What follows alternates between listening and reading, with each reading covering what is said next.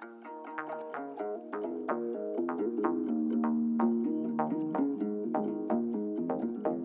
morning, good afternoon, good evening. Welcome to the fourth Digital Forays event this semester. This is Space and Place number 2, Visualization and Digital Storytelling. For those of you that were here 2 weeks ago, we had the sister cousin component to this, Space and Place number 1, which was mapping and counter cartography. In today's session, in the same format, we are going to be thinking about digital storytelling, issues of design, teaching with visualizations in the classroom, and what it means for changing academic production in people's work that sometimes might even kind of bleed over into the artistic. So I want to just run through a couple of things and then we'll quickly get started. The first is I want to thank the co-sponsors, the new school, Media Studies, and George Mason University Film and Media Studies program. So as I said, this is the fourth event in Digital Forays. We have 2 more in the following Thursdays, and someone from the Kevorkian Center will be posting information on those. So as for the event itself, we have 3 invited speakers who each will be offering a 10-minute entry point from different perspectives on the table. That takes up 30 minutes.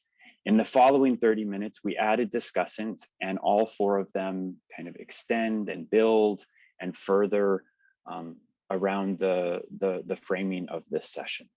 We encourage everybody, if you have any comments or questions at any time during this, you can use the chat function. When we get to the final 30 minutes, which is the open Q&A, you can raise your Zoom hand and we can unmute you and call on you, or you can continue to just use the chat function. This event is being recorded and it will be up on the Kevorkian Center's YouTube page in about a week. So without further ado, we have in order of their appearance, Ahmed Barclay, Fabio Lahanna, Ahmed Gharbiya, and our discussant Hatem El-Hibri.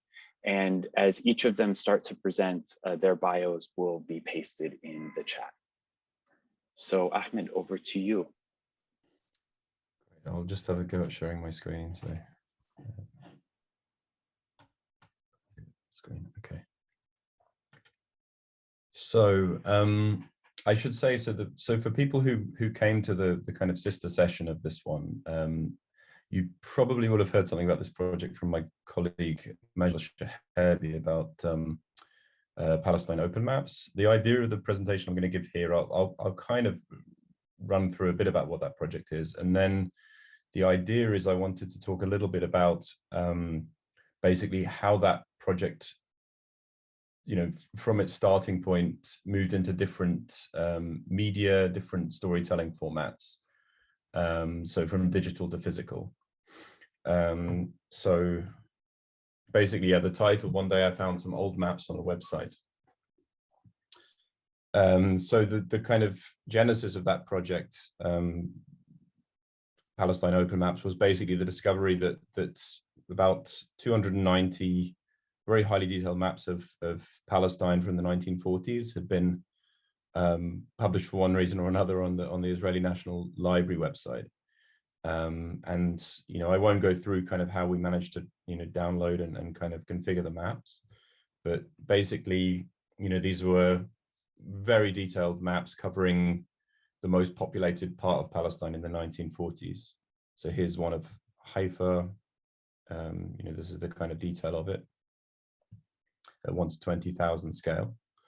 For anyone who's Palestinian or has any interest in probably this part of the Middle East, they would understand why these maps are of kind of high importance, which is that if you look 10 years later, basically you've got the map on the right, which is titled Palestine, the map on the left titled Israel. So it's 1946 on the right, 1951 on the left, and this idea of kind of overwriting the geography. So as part of this kind of national project, basically. And so the importance of these kind of highly detailed maps from before this moment, before the Nakba, you know, kind of was obvious to us, you know, and the desire then was to basically build a project out of these maps to make them more available to people, because they were, you know, lots of individual map sheets, but not searchable, not properly navigable.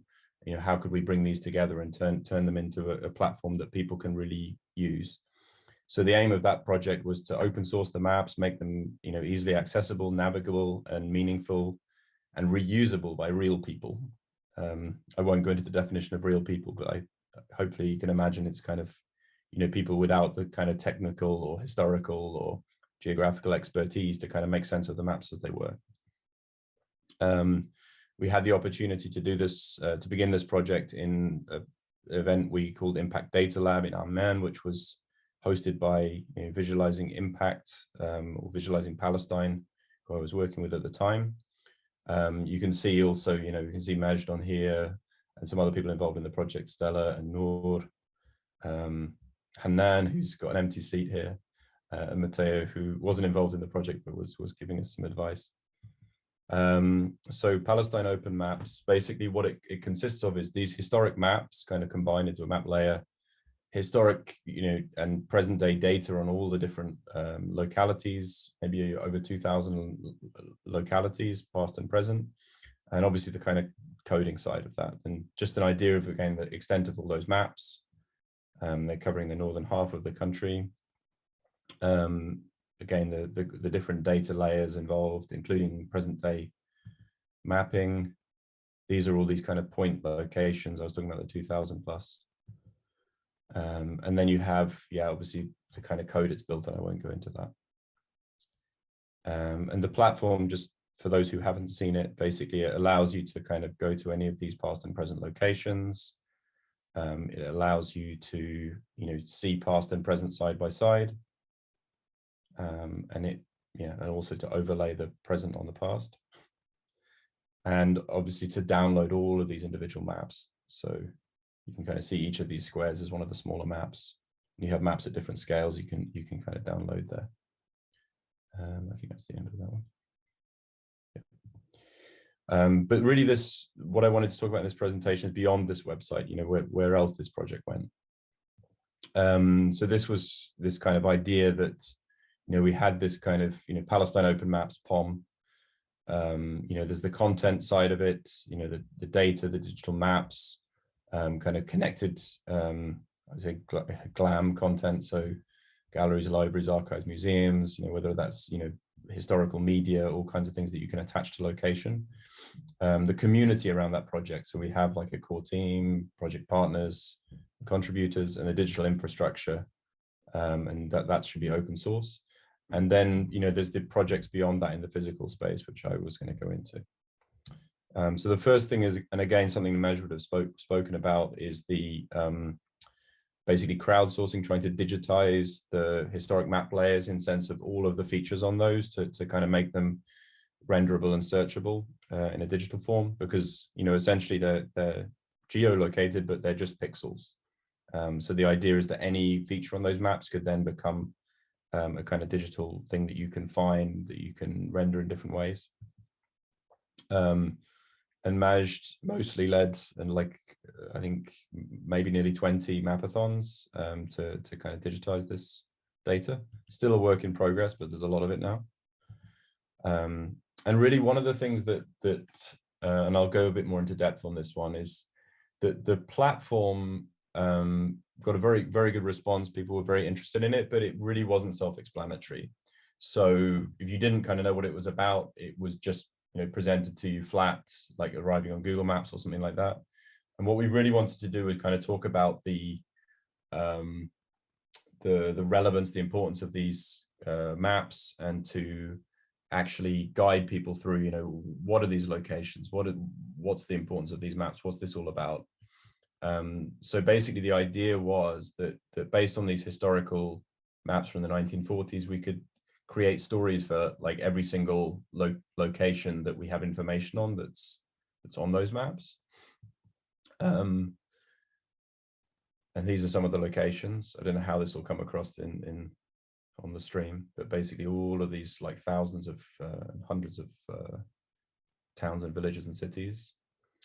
And basically from those, we created like a kind of template that allows you to have a story for each of those places. So whether it was depopulated, whether it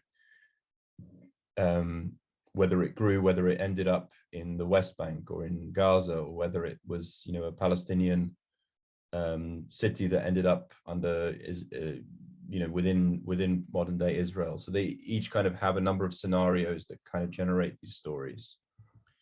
And the platform itself, called Palestine Today, kind of brings you through those stories, but starts by telling you about the maps and about the Nakba. And so it basically gives you some of this introduction that I've given about the maps before choosing a random community, zooming in on that, and giving you this kind of story. So here you've got the story of Miska, which is a village that was depopulated in central Palestine. And then basically you have the choice then to share that story. So you can share that individual story, and then the person goes back to the platform. They get that specific story presented to them. And also, so this was the original sharing of this story on Twitter. So obviously it got a lot of interest initially, but also people were able to share their own stories. So all of these, basically people would go to the platform, find maybe their own village or somewhere they've been to, and kind of present their own story about it. And you get the embedded map with that post. So we also moved into 3 dimensions. I don't know how I'm doing for time, so I'll see how that goes. So basically, this was the kind of, we've talked about the digital online space, and basically there was an interest in, for me anyway, because these were kind of topographic maps, and you could see there's a very interesting topography in kind of Palestine and along that, coastline, also going into kind of Lebanon, Syria, and you have this very interesting thing that you kind of don't see just on these flat maps. And this, we got, super interested in, and I basically created a partnership with the artist Marwan Rishmawi, who's based in Lebanon. And we kind of created these 3-dimensional art pieces, basically, that were based on this historic geography overlaid on, basically it's the topography actually comes from like NASA kind of radar scans of the Earth. And then that's overlaid with the kind of features of the historic maps. So this is the kind of part of the process, and then it kind of gets much more, refined. And we created 20 cities on 32 blocks. And we presented them initially in an exhibition in Beirut. And actually, this is Marwan here in the middle somewhere. And also, as part of the exhibition, we were looking at different ways of presenting the maps. So we actually presented part of the set of maps at full scale on the wall, and also the Palestine Open Maps platform. And this kind of also went to a second edition. So there was a second edition in Dubai with Art Jamil. I should mention the first one was with Dar al-Nimr in Beirut. So this was a second version of the event. And in this one, we had the opportunity to print the entire 155 map sheets on the floor. And people could kind of, we did this on, my brain just turned off as to what it was. But basically it's plasticated, so you can walk in, and we had this in place for a couple of weeks. It had a number of events. So this is someone, I don't know whose feet these are actually, someone else took the picture. So this was kind of walking on the maps at full scale. And then another project also, and I don't know how I'm doing for time again, that I worked with the Palestinian Oral History Archive, and basically and that's at AUB, American University of Beirut, and basically to actually try to pinpoint the interviews they had in that archive and the landmarks that are mentioned. So rather than the towns, villages, and cities, the idea was to actually find individual places like, you know, businesses, banks, historic, religious sites, and to kind of locate those all on these historical maps, because the detail kind of made that possible. So you have these kind of, both on a map and a timeline, actually, I should mention. So you have events on a timeline, and you have locations on the map, and you can kind of, you know, find, you know, cinemas and all kinds of kind of more kind of everyday kind of locations. So it's not this kind of, you know, 500 destroyed villages, but much more about the kind of the grain of kind of life before the Nakba. And actually, by making these maps available generally, that also kind of spurred other people to do initiatives. So there were some people who started using these maps on Wikipedia. So if you go to any you know, village destroyed in the Nakba on Wikipedia, you'll now find maps from Palestine, open maps of those locations. And someone else was doing some research about springs around Jerusalem. I think there's stories of like haunted springs. I can't remember the poet that kind of had a whole kind of book about this, and they were able to use the maps as part of their kind of art research project and exhibition. So this was kind of a completely independent project that someone reached out to us, said, we've done this with maps that you made available. And I should mention lots of people were involved in this. I don't know if I have time to mention everyone. Fortunately, I mentioned some of these people already. But yeah, this is yeah, kind of a lot of collaborations involved, and kind of all starting with these, you know, this discovery of this tranche of maps. So I think that's the last slide. So I'm happy to give over. Thank you so much, Ahmed. That was great. So we're going to pivot to Fabiola now.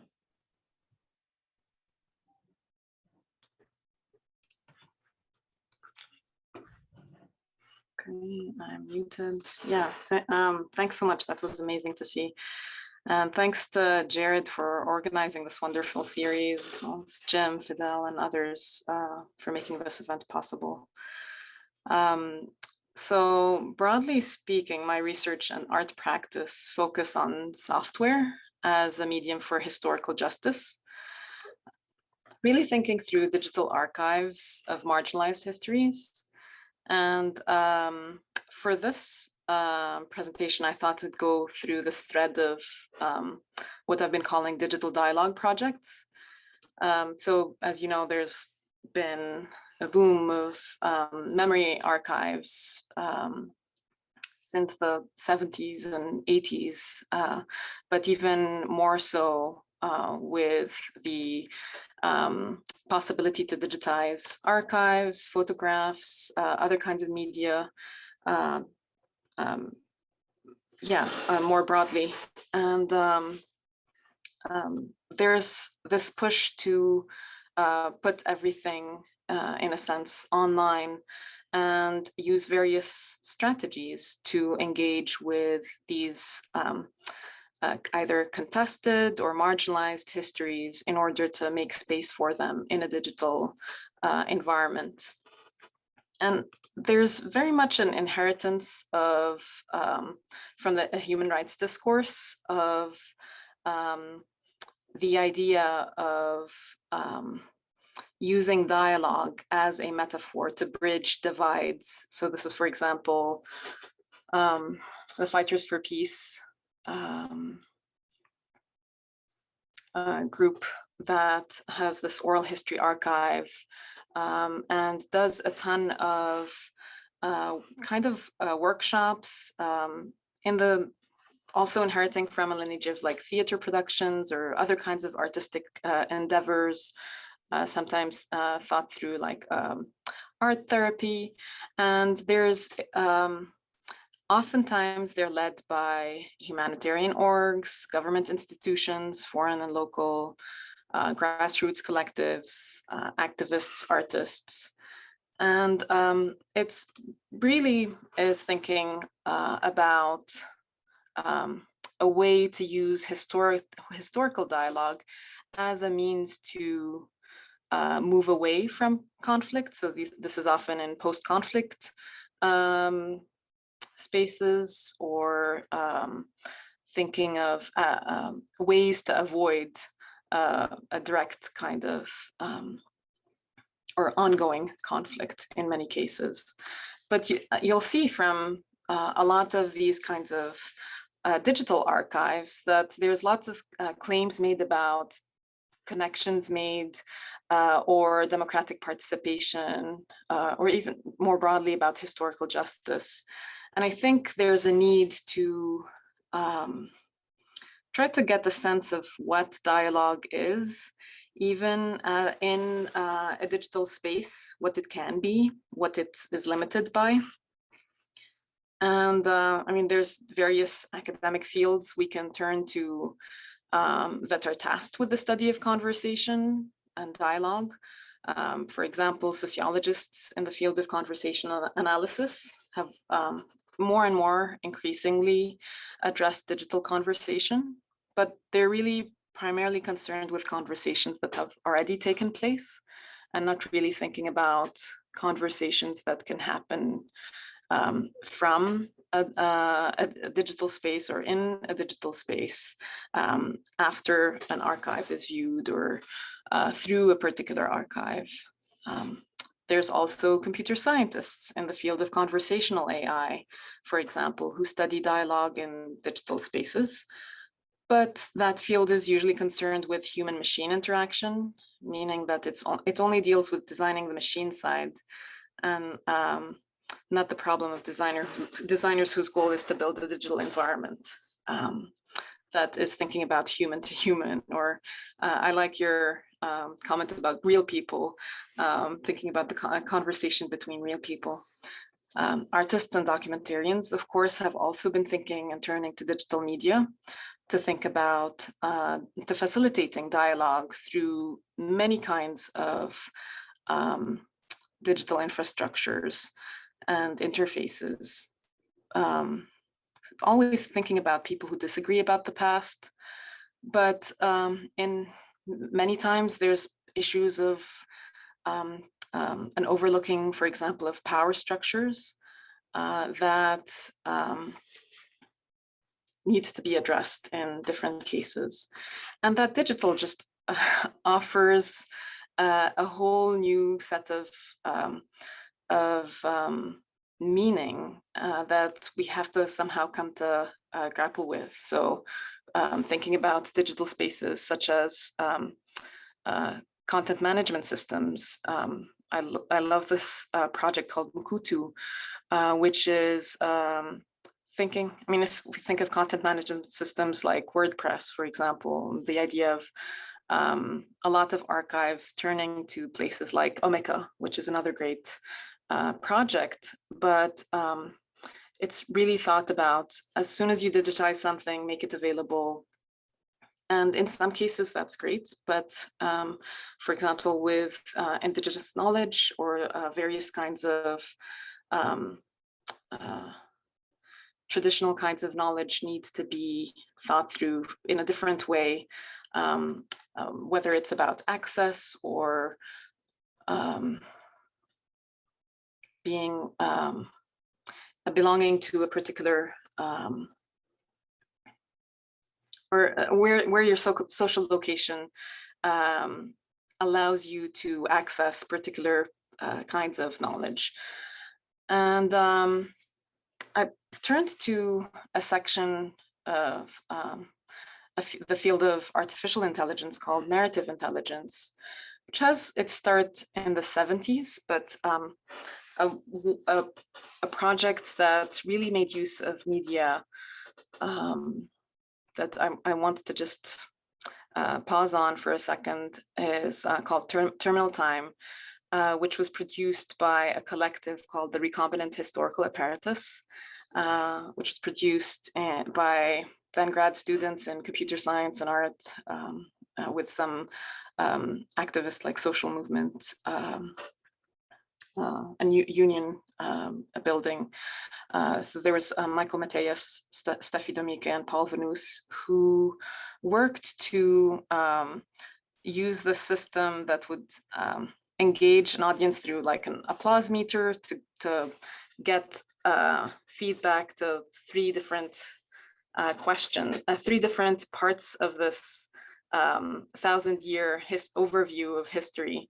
And the idea that they were trying to get at is if a story reflected the audience's ideology, then it would create a very uncomfortable space. And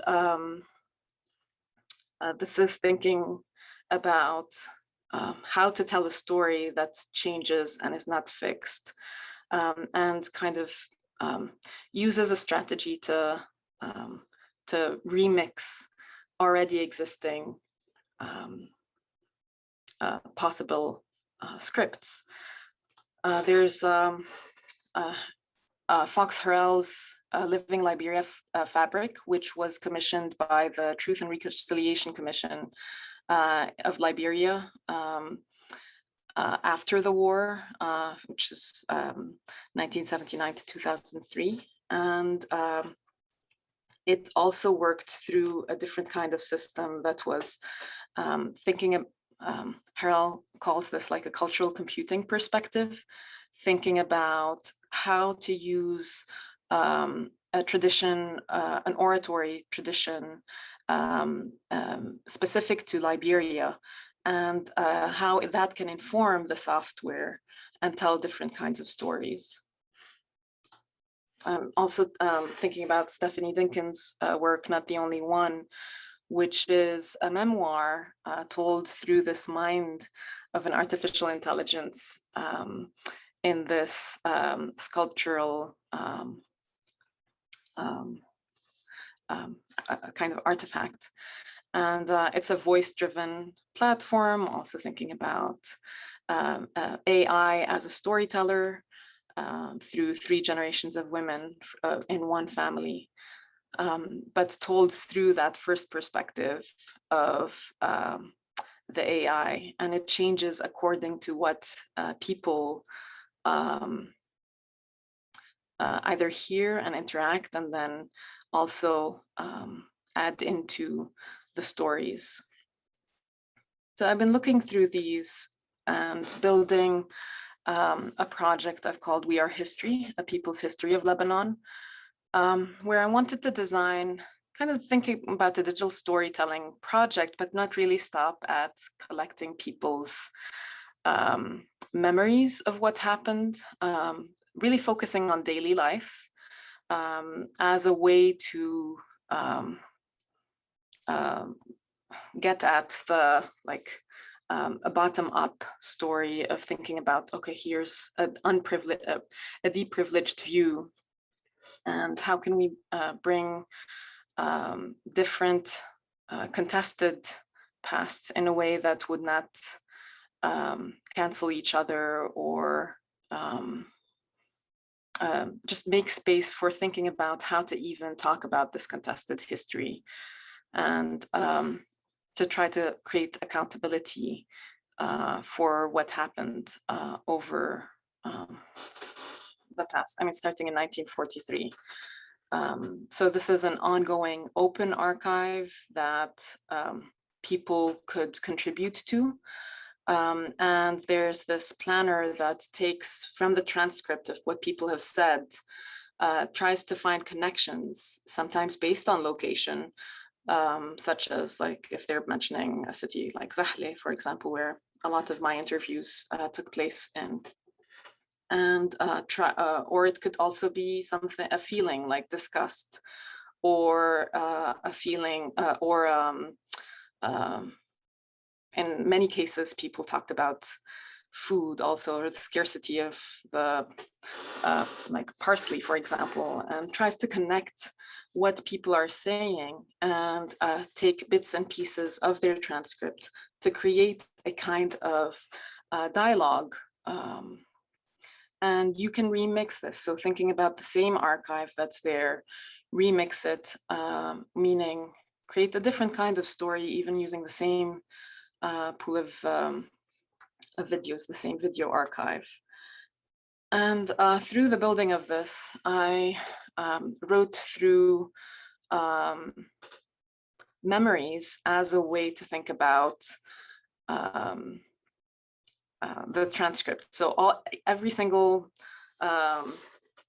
oral history was translated into JSON, which you see on the left, and kind of translated to English would be saying something like, Josephine El-Taif generally remembers the topic of Absi building collapsed.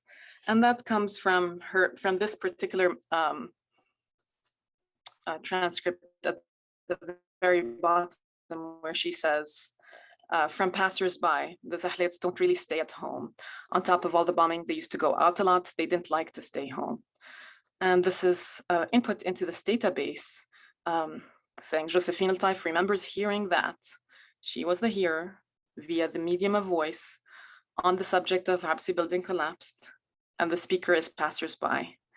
There isn't a defined time of hearing. And that's the message.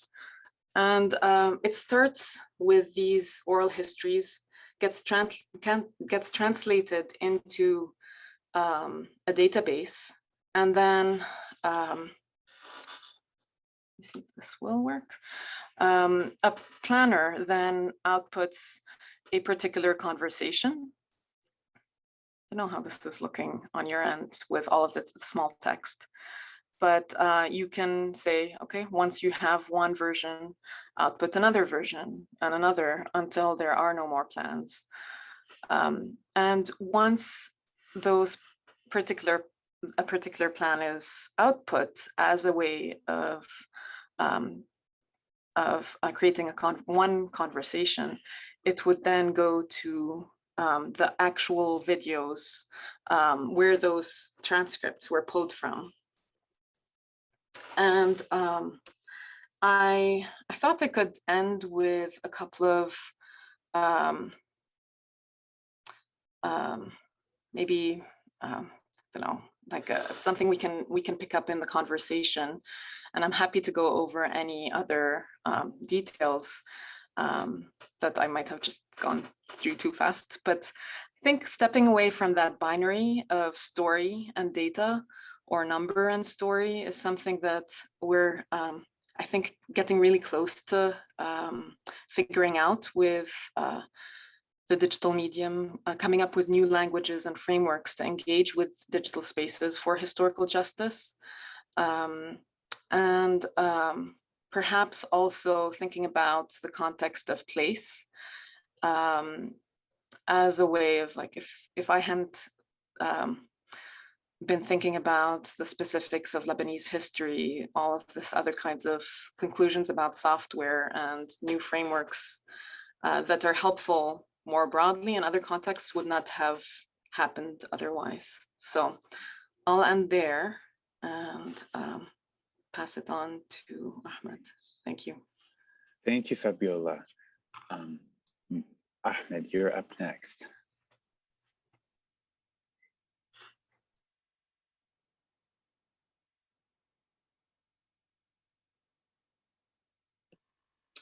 All right, thank you, Ahmed. Thank you, Fabiola. I will try to do this quickly so that I stay within my time frame. Just a sec.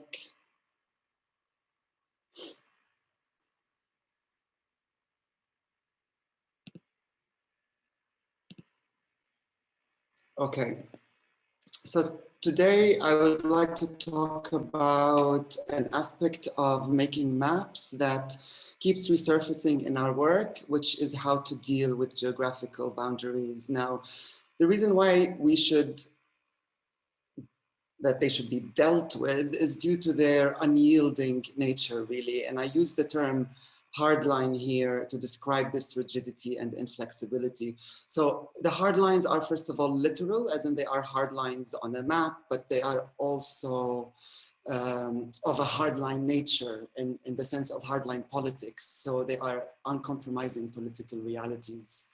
This, of course, is most glaring when we think about borders between nation states and the kind of blatant guardedness that they exhibit. But it's also true across scales. And our work mainly focuses on the city scale, that of Beirut. And so the interest here is how to deal with the official divisions of Beirut's neighborhoods. Two issues to keep in mind. The first is the fact that historically, both the makers and users of maps belong to a very limited and small elite. And the fusing of policy and territory in images was always used as an intellectual apparatus of power. So what purpose do neighborhood divisions really serve? What do they actually represent? And the interesting question is a more open and democratic cartographic practice capable of disrupting these authorities in the map? The second is that maps are trusted devices by their users, and their assumptions, such as an imposed classificatory order on space, like neighborhood boundaries, is usually taken for granted, making it very difficult to challenge them based on the practices and perceptions of the people who actually use and inhabit the city. So how do we begin to unsettle this neatly divided city, and what would we expose in the process? It is tempting to think that newly developed and increasingly available mapmaking technologies, at the center of which is GIS, can provide maybe some liberating possibilities in that regard. And the many strategies that open source GIS software in particular promotes between multiple types of mappers across the amateur professional spectrum is really an undeniable and serious challenge to this authoritative power historically associated with cartographic practice. We can speak of many terms, of course, here, citizen science, counter geography, counter cartography, and this was the title of the last, the panel before this one. The tension, however, is that access to geo-localized maps expands as the access expands and as the producers and consumers diversify. Standardization actually becomes more attractive. Not only does a geographical constant facilitate clear and tangible advantages of open data, it also comes to symbolize the noble status of hard-earned democratic shareability, and it makes it increasingly difficult to give up. Even though GIS, like all mapping systems, is not exempt from perpetuating what is already carved in cartographic conventions, so we have to keep that in mind.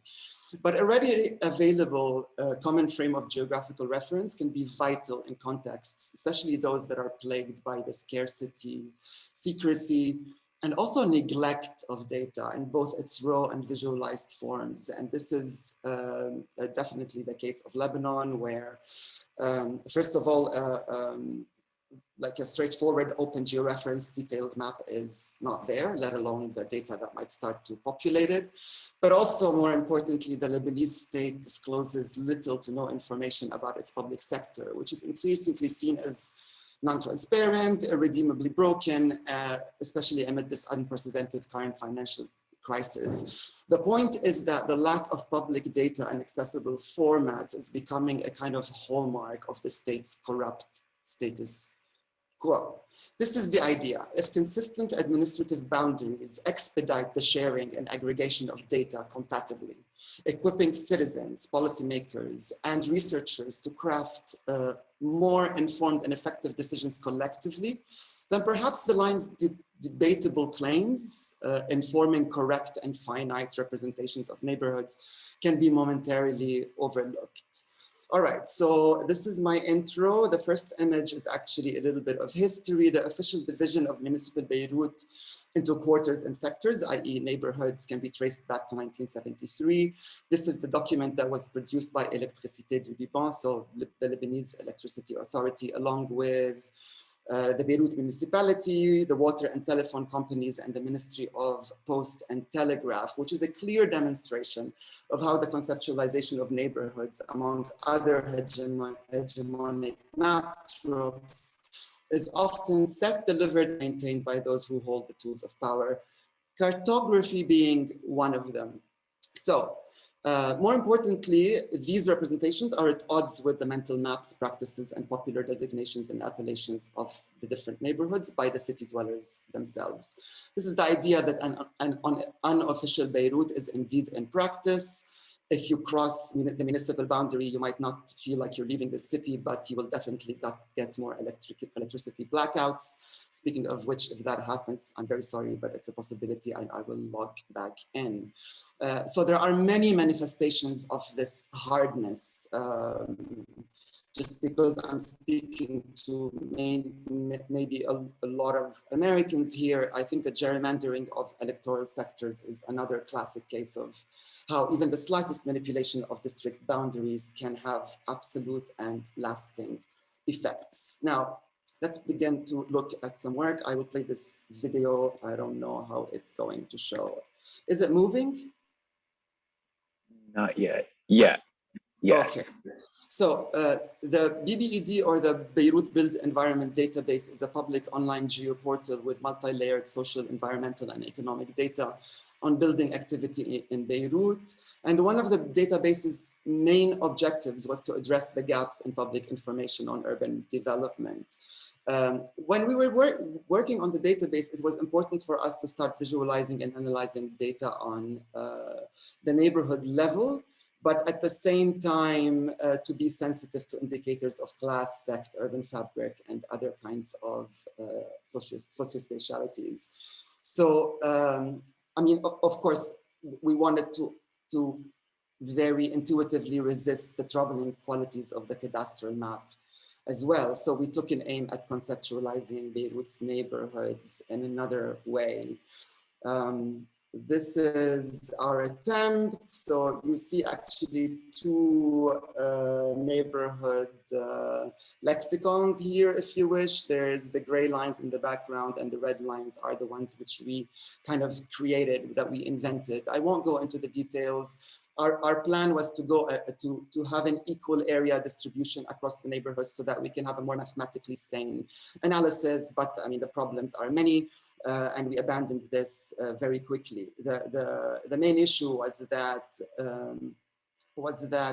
even though they are of equal area, the density of buildings and people is not the same, and it's a much more complicated issue actually. So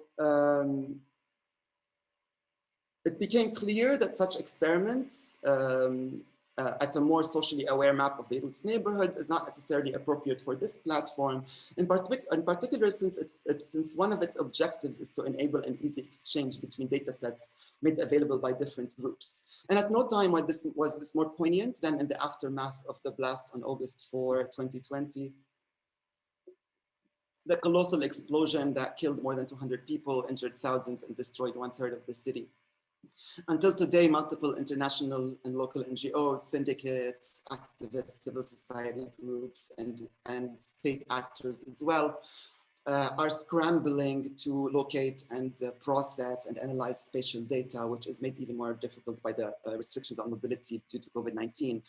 But shortly after the blast, the BBED base map was shared directly with many parties engaged on the ground and was made available to download.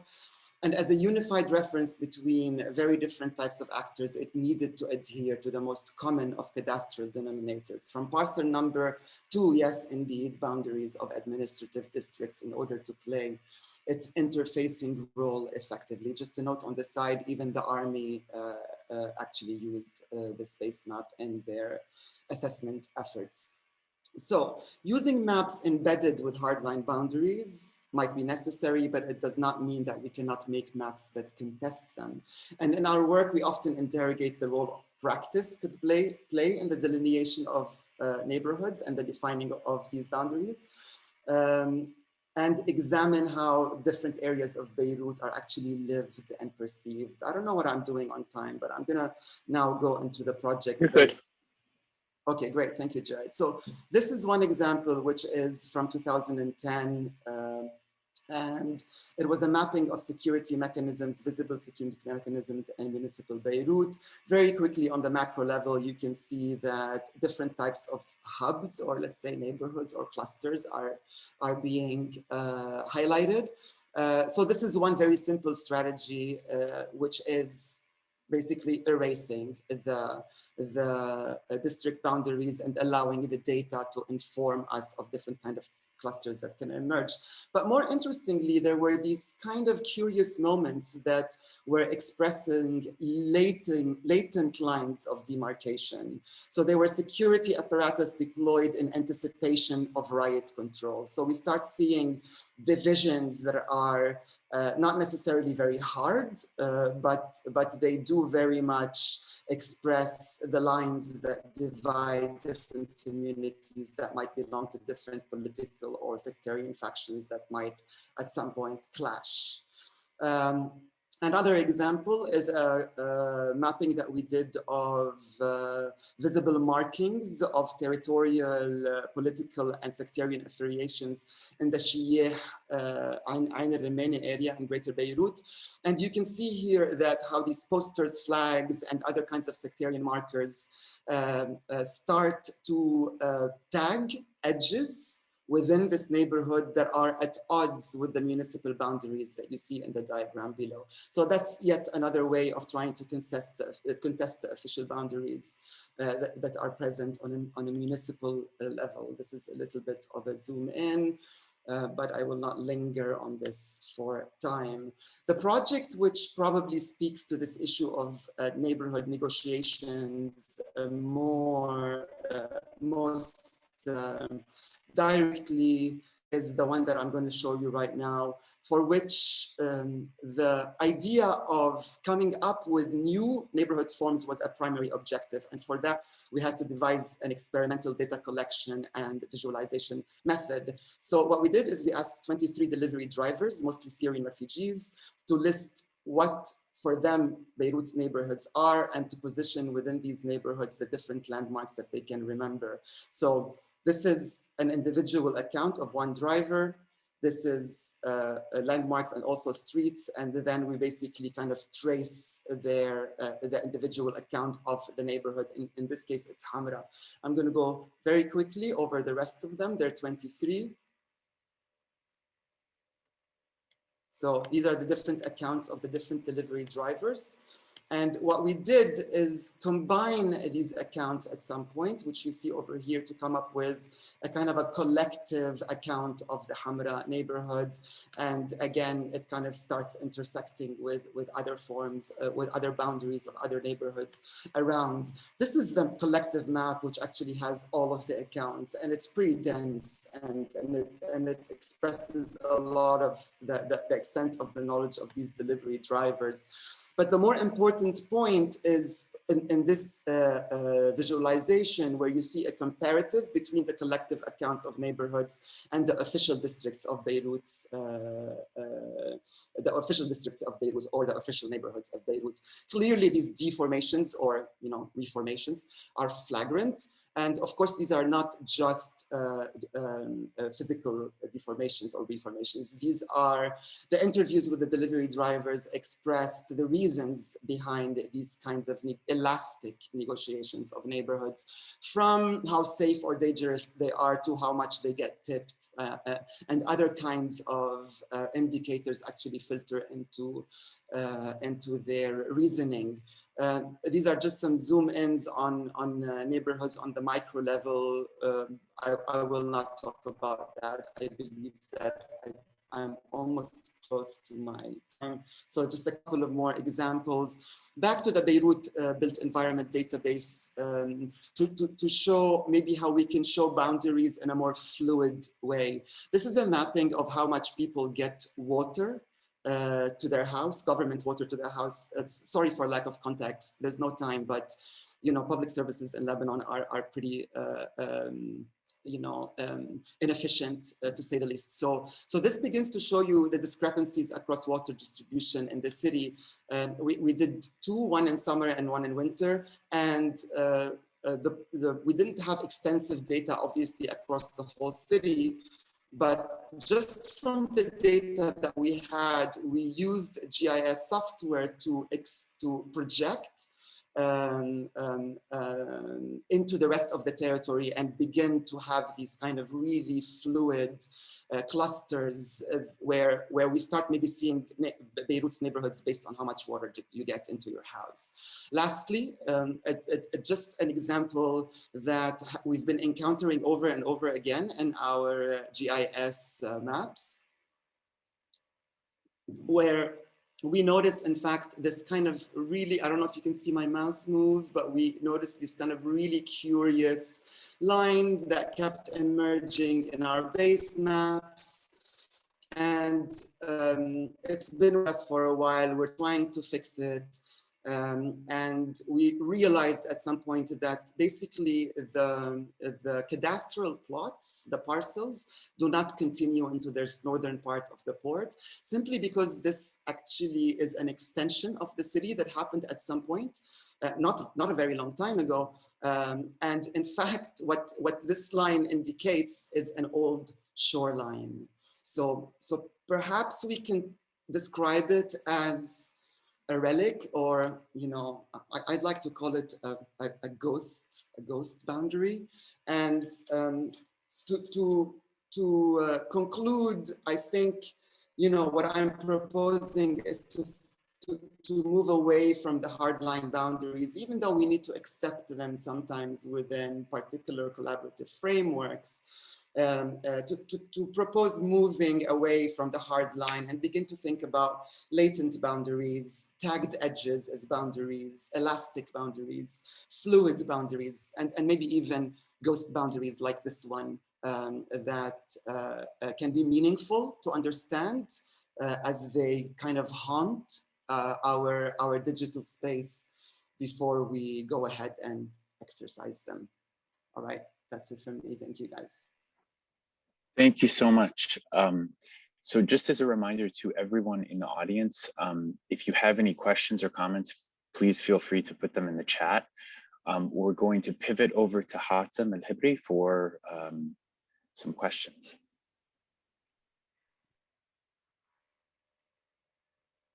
Thank you for these three really wonderful presentations.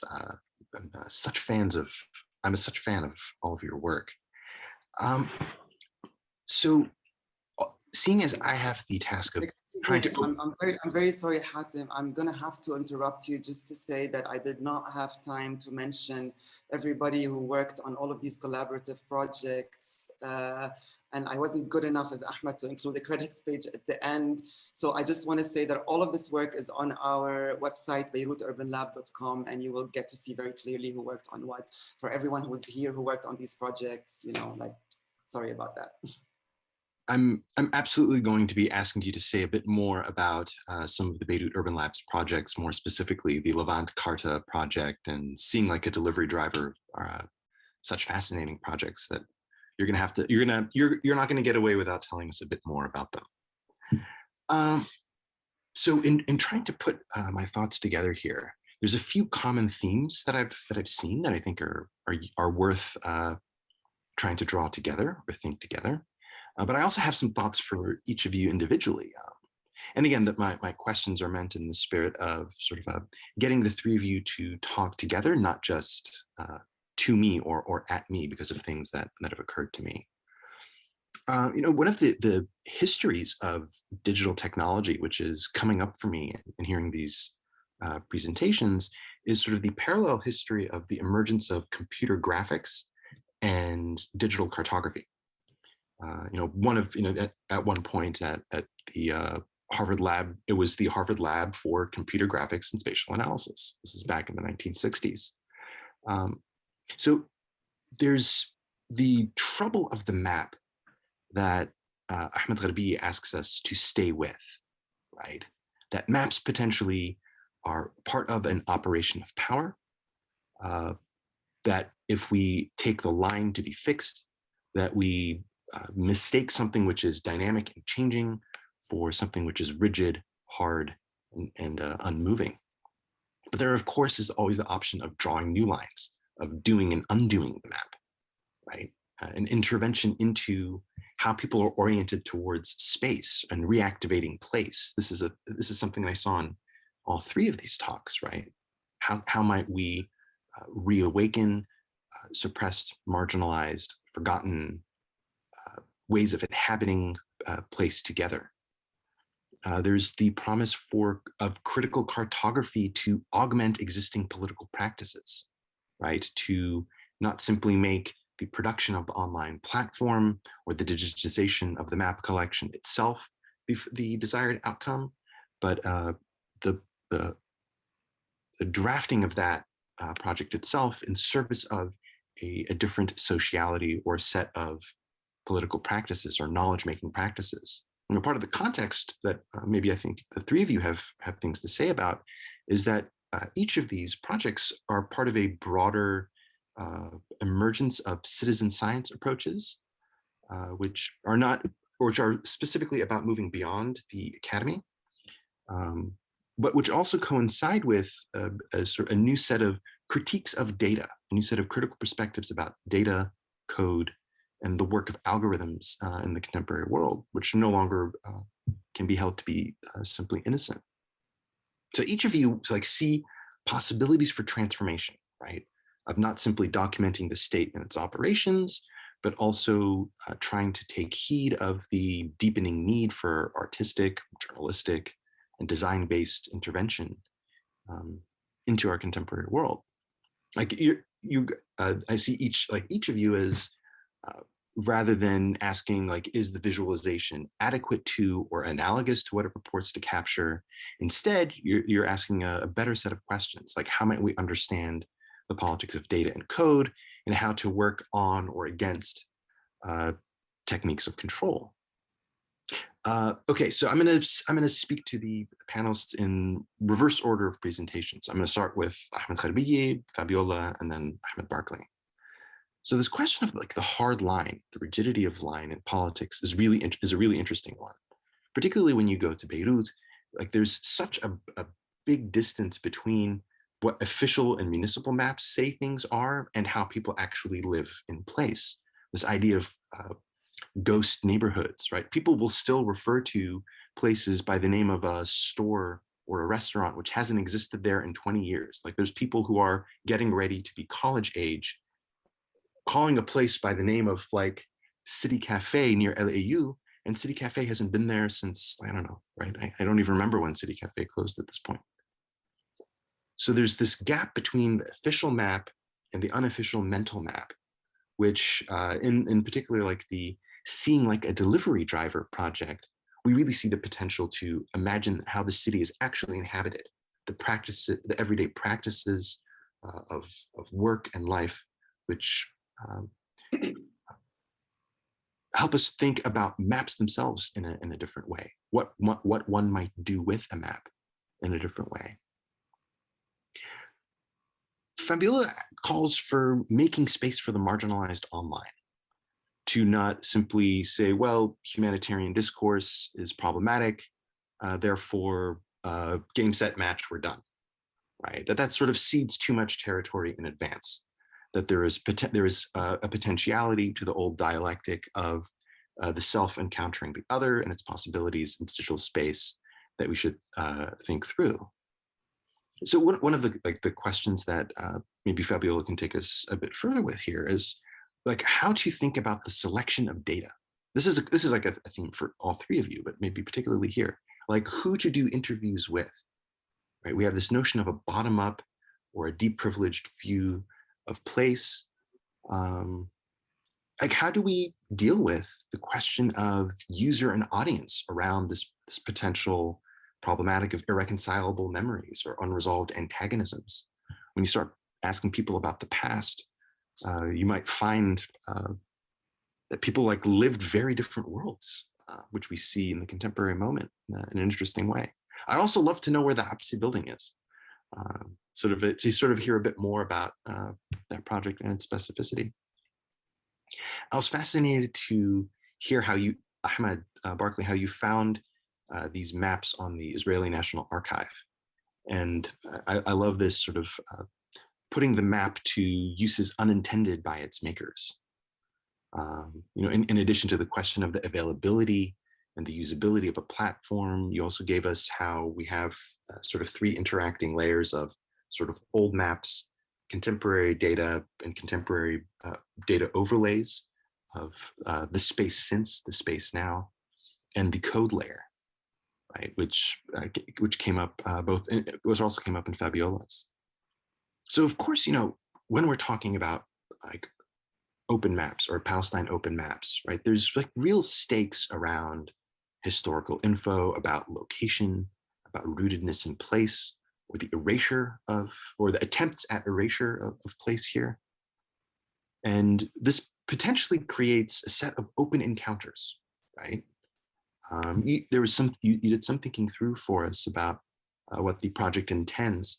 I'd love to hear more about sort of the positive and negative outcomes that might be instructive that people have either had with you. You know, there's when you make a set of open encounters that online, that's there's like the serendipitous, really fascinating thing, this person who remembers a place and that memory might have been lost. And there's also the potential for like not just the troll armies, but anyway, it's instructive to hear both the positive and the negative on this. To keep myself from rattling on too much, I'm sure there's quite a bit that I've already started to draw together, but also I'm sure the three of you have thoughts both from like for what I've said, but also for each other. I will keep peppering questions as need be.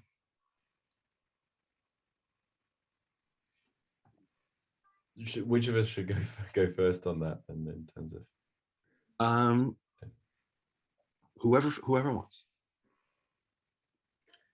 I didn't write down notes on all the elements of the question, so while it's fresh in my mind, maybe I'll go first on the last one that you gave.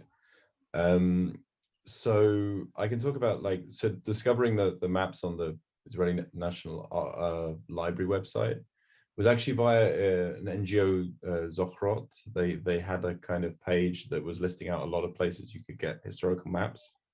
And I just found this one, I think shortly after they'd posted it. I just happened to be browsing the page. So I should give credit to them for directing me to it. Because I think at the time, it would have been a little bit difficult to find that in English, maybe on the site. I still to this day, I don't know the reasoning behind making these maps available in this way on that site. I know that they've been going through this kind of digitization process, which, as I understood it, you know, all of the Israeli kind of national archives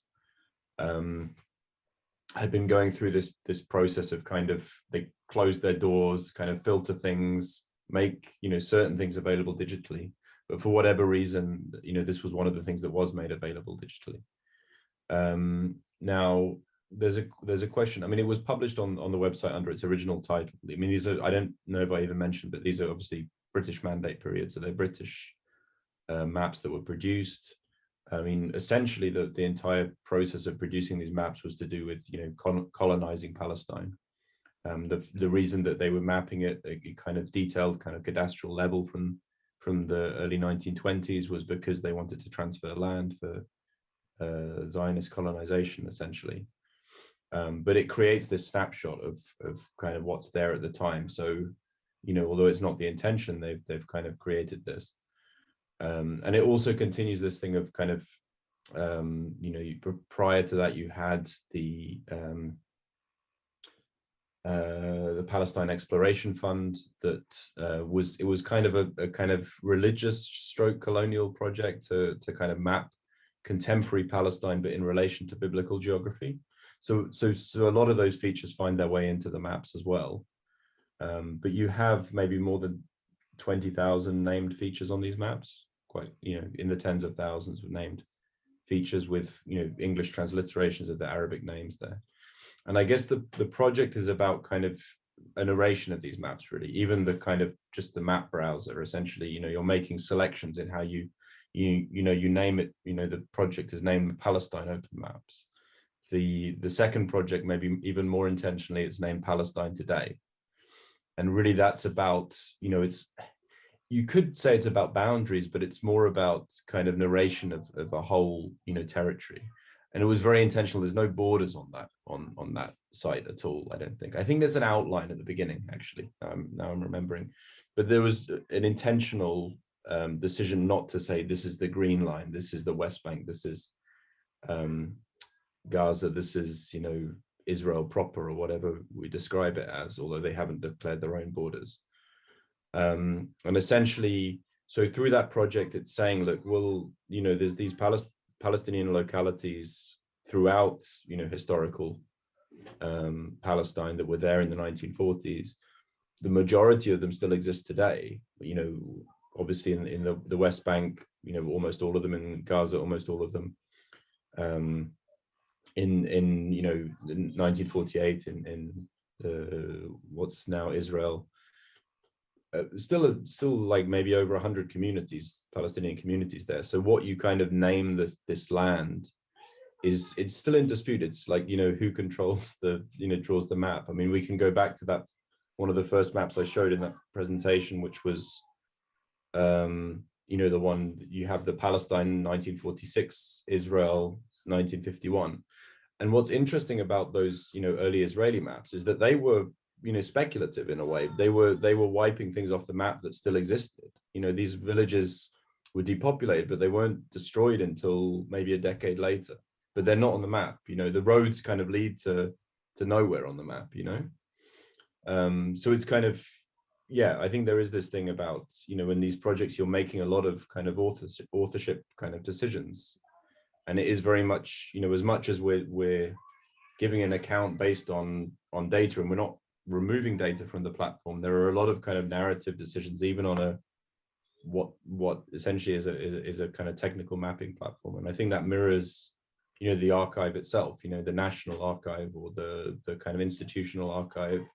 There are so many kind of intentional and unintentional authorship decisions in there. Sorry, I have a lot of background noise here. I've got kids in the next room.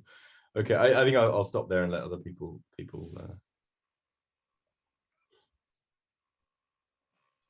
All right, I can, Fabiola, go ahead. No, go ahead, please. Oh, are you sure? Oh, okay, I'll just, I kind of lost track a little bit of the ideas. I mean, there was a lot said. I was trying to pick up on what Ahmed was saying, but perhaps I'll just go back to what you were saying, Hatem. I picked up a couple of things and kind of elaborate a little bit on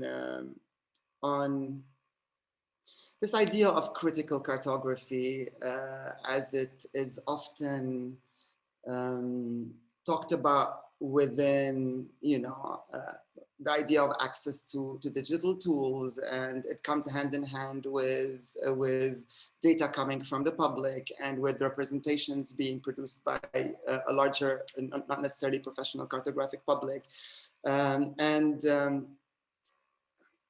kind of try to divert from that a little bit to talk about how critical cartography needs to be understood perhaps more methodologically rather than through the tools that enable it. So using the delivery drivers project as an example, I will just kind of like outline a number of things that are quite basic, I think, as ideas, but when they come together, they can be quite disruptive.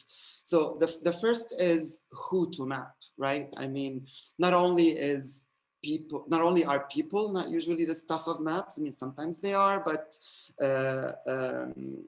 then it becomes a question of who is making it into the map. Maps are notoriously efficient because of their erasures, right? I mean, there's this idea that they cannot show everything. They have to only show something, otherwise they would not work. And often this is kind of used as an excuse to sort of disguise or to sort of hide the often calculated and intentional erasures, or even if they're not so intentional per se, they are very much kind of perpetuated by a historical practice. Eurocentrism is one of them. The map of the world has Europe in the center, right? I mean, these kinds of critiques are really well known by now. So So the question of who to map becomes important. And this project was about mapping refugees' practices in the cities. So again, like the fact that the precarious condition of Syrian refugees in Lebanon, the access on their mobility. I won't get into all of these details, both legal and experiential. But that alone becomes a very important decision. And this project came in a book entitled Refugees as City Makers. So the whole idea of using maps in order to expose the agency of these members of the city was very much the purpose. The other point is to actually not only map epistemological or observable or even topographic indicators, which are usually the stuff of maps, but to rather map practice. So that's another way in which I think we can begin to think critically about approaching cartography in a different way. Now, this has to do with what we are mapping, and then we get to how we're mapping. And a very important thing that we are very proud of in this project is that the mappers themselves are very much present in the maps. So again, the classical way of looking at cartography as a science is that the cartographer is not present, and this is a kind of an objective scientific view of the world. But in this work in particular, it was very important for us that the interpretation of these forms, of these neighborhood forms, are not just a kind of mathematical, organic outline around some locations and streets. But as we were doing that, the knowledge of the city was very important. So if we find that there's a series of dots that are coming in a particular way, it might for us indicate a relationship to an infrastructural or a natural feature that actually has a kind of a material memory to the users. So it's not all, it's not all just landmarks, and it's not only the landmarks themselves that delineate the neighborhood, but rather our interpretation of that delineation. So that kind of margin of error, let's call it, that inaccuracy maybe that comes with that becomes a meaningful aspect of the map. So part of our methodology was to very much celebrate the erasures, to whatever is missing from the map, any kind of inaccuracies, become meaningful in the sense that even though they might not have to do with the data collected, but they might have to do with the mapper.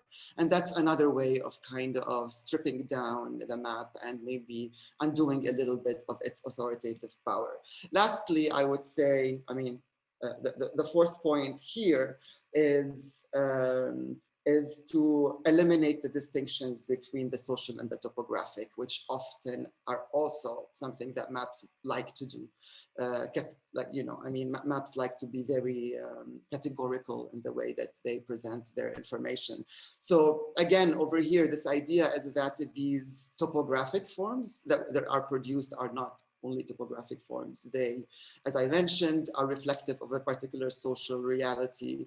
These understandings by the delivery drivers are not only based on the physical environment, but like I said, on how they're treated, how safe they feel, and how often they frequent these neighborhoods, which could be, reflective of the fact that more delivery happens in this neighborhood, which maybe means that it's more affluent. There's a lot that you can read into that. So this kind of fusing between the topographic and the social also becomes important. Lastly, what I'd like to say is that when we often talk about citizen science and citizen mapping, I don't know. There's actually tons of terms that maybe are nuanced, but they often are interchangeable and are used to mean the same thing.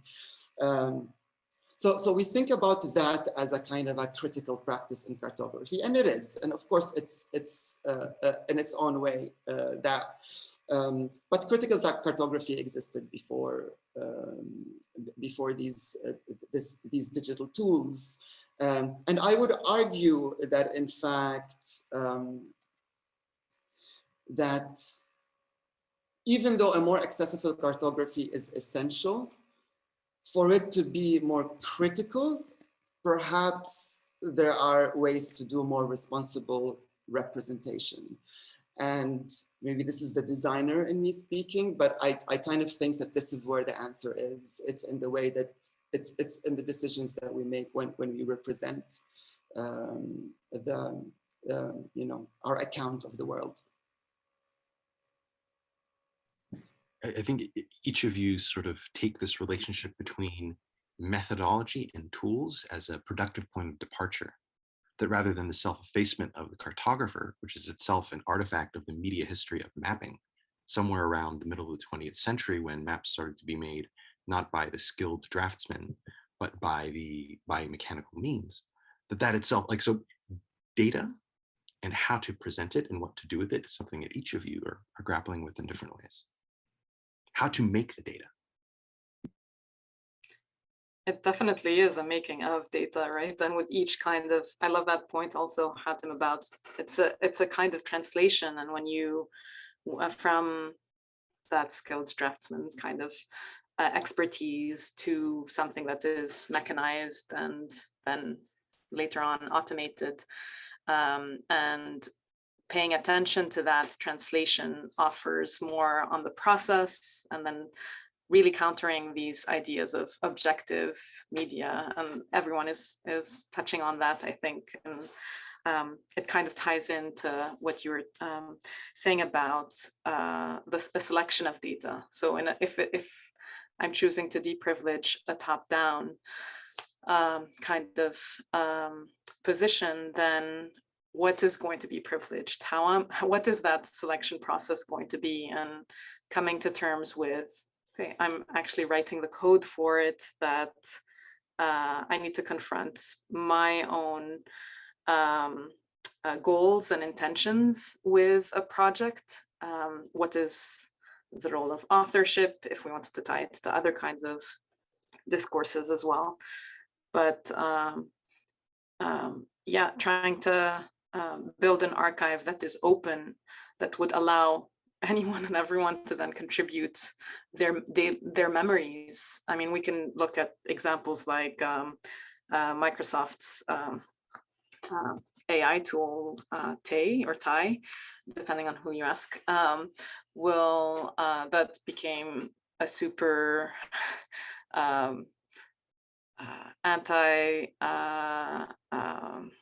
I don't know, it's like a misogynistic, horrible kind of AI conversant on Twitter that is, yeah, that within 16 hours just evolved into this horrible kind of space, and they turned it off because there was no other way to deal with it. So yeah, thinking about the role of, am I then a censor if someone says something that I disagree with or that I don't want to have? And I had to face that pretty early on in the project. And as I was building this, the software, I actually wanted to build it based on interviews with people rather than building a tool and then collecting interviews. So I went ahead and conducted 40 interviews in Zahle because that's where I was. And there's a whole process for the oral histories as well. I can get into that if people are interested. But I had interviewed someone, ended it, and she then said, go interview my neighbor. She'd be interested in sharing her thoughts. So I said, okay, if she'd like to. We had a conversation. I described the project, that it was a public-facing tool, and based on assumptions she made, ended up making super sectarian and racist claims throughout the interview. And it was the lone, like, out of the 40, this is the one I'm like, okay, what do I do with this? Do I actually put it on as part of this interface? And I had to grapple with, like, well, I'm trying to create a space that is going to open up conversation around our conflicted pasts. And this isn't conducive to that. But if people search for, so I decide I'm not going to censor someone though. If so that's what someone wants to contribute, it's their choice, right? So if people search for content like that, they'll find it, but it never pops up in the planner system. I mean, it took, I had lots of back and forth around that, discussed it with so many people. And even with that, it still is something to contend with, right? Like and seeing more and more, I think this idea of saying, well, this is this isn't an objective tool in any way. I wrote it. It's I need to come to terms with my authorship as an artist, but also trying to say this could be an archiving or a way of recording some of our current thinking on what happened. And if that includes sectarian, I mean, how can it not include sectarian language in Lebanon? I mean, that, yeah. So having that still part of the record, so researchers or anyone interested could then take that up, seemed to be important. My primary way of thinking about this, though, was to have it be used in classrooms, and with so I'm working with history teachers in Lebanon to use it as a tool to talk about how history is written and how what is included and removed from a history, in the same way that you've been thinking about maps and what is carried over and then what becomes a ghost. I think all yeah, I think whether it's about, I wasn't interested in pointing at patterns, but rather trying to get at finding connections in many varied ways and multiplied as much as possible in order to use it as a jumping off point. So that's, do I have time to go over the Absi building collapse? Hatim? How are we? I feel like you have to. It's in the siege of Zahle in 1981, which was what my interviews were about, because that's what my interviewees wanted to talk about. Surprisingly, these were collected in 2010. Many of them mentioned this building that collapsed, where 40 families were using it as a shelter, and everyone had a different version of what had happened. People said, like, oh, the building was just completely not built to code, and it was overused, or it was being used as a way to counter the bombings from the Syrian army that were located at a particular hill. And it very much animates that kind of collective memory, because it's repeated so often as a way of memorizing the passing of these people. And most people said there was no survivors. A few people said actually there was one boy who made it out of the rubble and was rescued. Even that, like, who survived, was even just 30 years after the fact was contested. And so you can think of all the other stuff looking at the very micro level, but going back to the macro from a project like this, is, I think, really difficult to do, and maybe not desired even.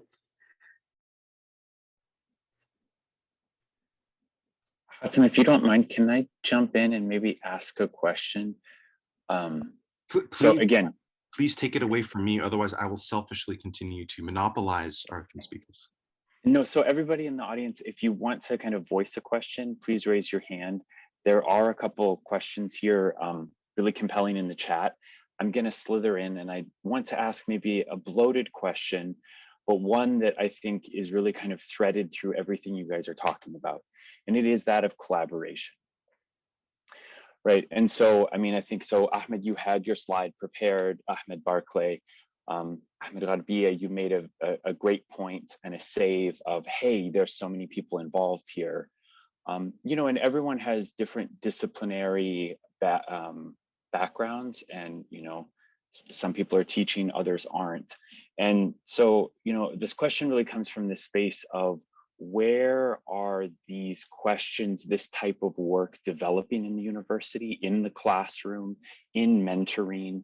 And so on the one hand, I'm thinking about the pedagogical moment, but on the other, I'm thinking about any of these digital projects where they have to be collaborative, right? Where maybe Fabiola, you weren't working with as much of a big team, but there were many people involved. And so I realize collaboration is a difficult question, but I'm just wondering if you might kind of offer some thoughts on that too.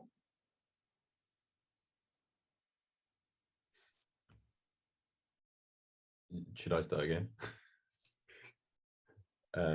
Yeah, so I was Palestine Open Maps is kind of, it's something that doesn't come out of an academic space. So, and actually the only place I think it touches on an academic space is in the collaboration with the Palestinian Oral History Archive to create the mapping of the oral histories there and the places that they kind of touch on.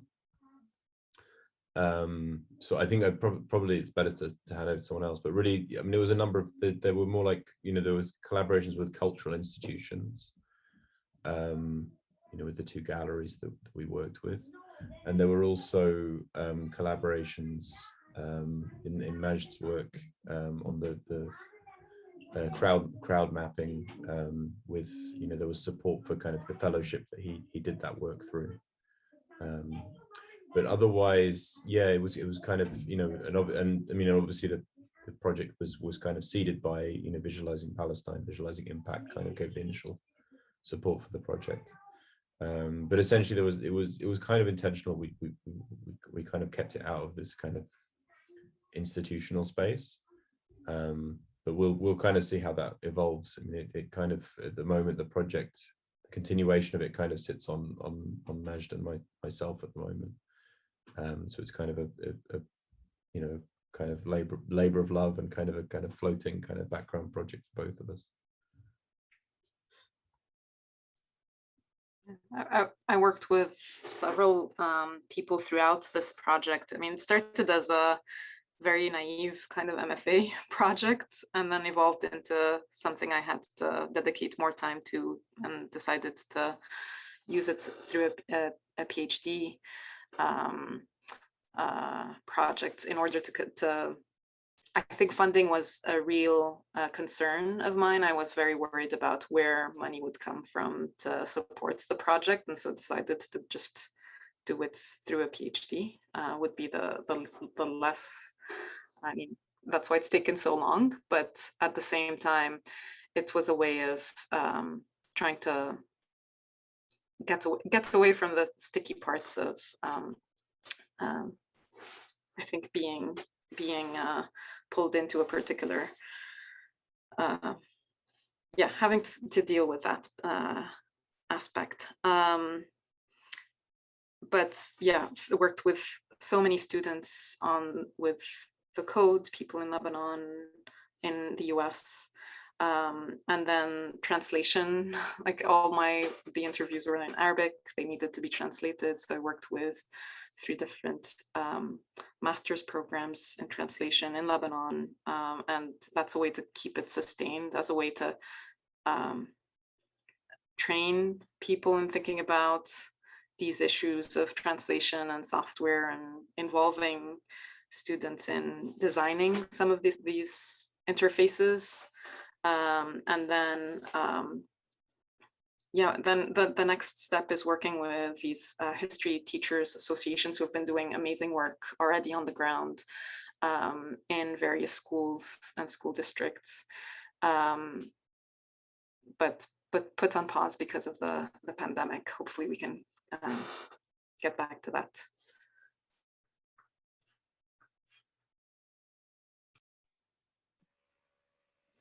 Okay. All right, where to start on this? So collaboration. Most of the work that I showed actually is, you know, I mean, like I mentioned earlier, is the result of many people involved in these projects at the same time, but it's not just because of, you know, I mean, it's not just because of wanting to work with particular people or having, you know, a like-minded approaches to things and being in the context of the university. I would say the nature of this work in particular requires a multidisciplinary input. So there is, it's really the kind of work that intersects between the social sciences and urban history and critical cartography.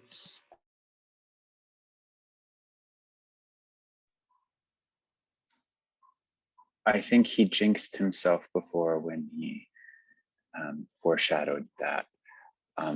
So we'll hope that he jumps back in. Just to kind of keep going, I just want to, there are two hands up. I just want to kind of bring in Maya's question from the chat, which people maybe have seen, which is all about, you know, audience. And we have a question from Omar, and then I'll go right after Omar to Laura, okay?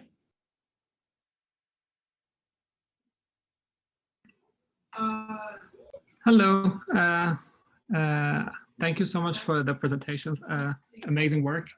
For the past 3 weeks, in 2 different classes, we've been like digesting Palestine on open maps. And there are 2 questions. The first one is the choices of not having a narrative around the map. Like it's with the all, like after listening of 2 people who works on the project with this amazing narrative in the mythology, how they worked on, like how they involve everyone in it. And then there's a choice of not having a narrative like around it. And the other question is like about accessibility for its Palestine open map. And unfortunately, I cannot find an Arabic version of the website itself. So is there a future plan for like to have it in different languages so to may help a bigger audience? Thank you. And Ahmed, if you don't mind, we're going to add Laura also for her question.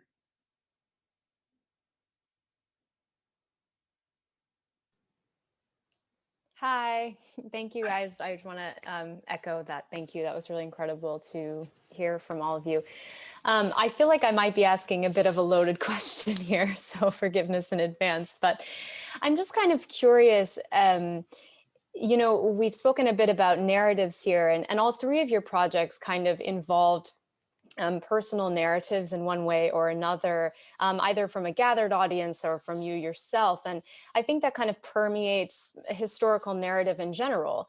You know, we can't tell a story without our own bias. And so mainstream narrative kind of has this bias written into it. And so I'm curious to know, you know, your thoughts on how we can start to bridge this gap between what is fact and what is narrative, and whose narratives are the fact, and how do we represent those, and yeah, just kind of cross-pollinating all of this into the really incredible ways that you guys are bringing new information forward with your work. Thanks, Laura. Great question. Do we start in reverse as well? It's hard to keep track. I'll jump for it with Laura's question about yeah, the idea of facts. I think it's also curious because even in the code itself, within narrative intelligence planners, there's kind of like a state of the world where there are initial facts that then get changed, and so I had to use that kind of inherited kind of structure in order to also push against it.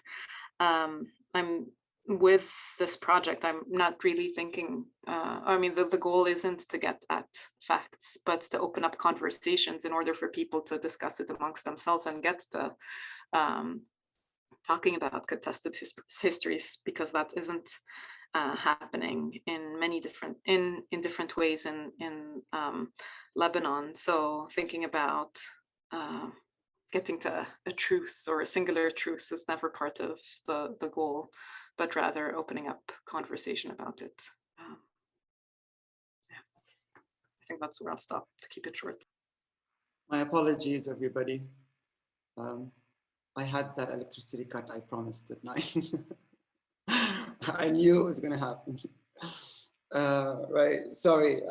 Should I go back to the question, finish it quickly, or should we just move on? Yes? Right, I see Sure, some whatever you have, yeah, whatever you have to add. Right, okay, I'll keep it short as well. So I was just saying that the nature of the work is actually multidisciplinary by nature, so it necessitated a lot of these collaborations for it to take place. I'm a graphic designer in training who likes maps. This is really the entry point to all of this. It's nothing more complicated than that. So so little by little, it needed to be kind of, I mean this interest needed to be fed by other forms of knowledge and other insights and conversations with my colleagues and also with my students in order for these projects that I showed you today to take shape. And to your point, Jared, about like the teaching moment in all of this, I think this is precisely what, at least in AUB, in the context where we do these projects, it's precisely these intersections that allowed for this, for not only these projects, but this space that produces them to actually be a teaching space. On an individual level, I give a critical mapping course where these ideas are shared. These projects are usually explained and presented. And then because they're in the context of Beirut, the students are kind of encouraged to do the same, right? I mean, when they see these kinds of representations about their city, it's actually quite an effective, encouraging aspect to the work. It also has allowed us to, I mean, Majd al-Shihabi, I think, is with us today. So like anecdotally, I would say that very recently, Majd's thesis was conducted in the context of the Urban Lab. It used a lot of the urban research that we conducted on housing, and it very much intersected with our work, and Majd also was instrumental in informing the way that we work as well. So this kind of back and forth between the research component, the academic component, and the students as well was really key. Sorry to regress, and yeah.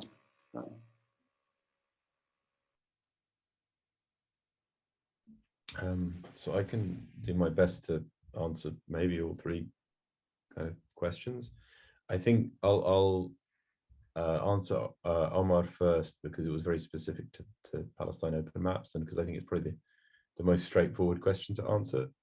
The first was that, no narrative on POM, that we, essentially what's there on the platform was from when we first launched it. It's the about section that we haven't rewritten in like about 3 years, and there's every intention to, but also that the Palestine Today project was very much trying to fill this gap of, trying to put context to the maps and the kind of potential stories in the platform. So there's those kind of two components to that. And on the question of, accessibility in Arabic, it's a huge embarrassment to us, to be honest, that we still don't have the platform available in Arabic. And definitely, as I said, it's kind of a project we do in our spare time, and it's, high on the priority to kind of make it available in Arabic. So on the question of, I feel like Laura's question and Maya's question, I could give some kind of answer in relation to the work I'm doing at the moment, actually. So my day job is working with the Office for National Statistics in the UK. And I'm basically, we've just had the census here last month. And my work over the next kind of 3 years is to try to build data viz products with, hi guys. Hi, welcome. Yeah, it's going to be over soon. I've got like 50 people I'm talking to here. How much more time? How much more Yeah, time? give me 10 minutes. Okay, so basically yeah, I know you are, and you can eat now. So basically the work I'm doing today is trying to, a kind of 2 to 3 year program of trying to visualize the census data in the UK.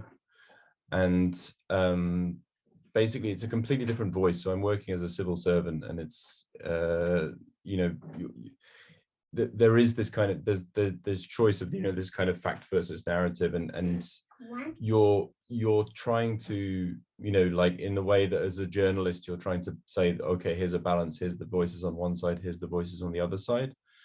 I guess what we're doing is trying to speak with this kind of neutral voice of, you know, here's the data, and here's the data is kind of this absolute kind of truth in a way of you know, what, you know, who lived in the UK and what they did on the 21st of March 2021. And it's really at the same time you're making selections everywhere. The data itself, you know, they do make every effort actually to, you know, I think it's different to the US in the sense, in the US census, essentially the people who are recorded are the people who respond to the census and no one else.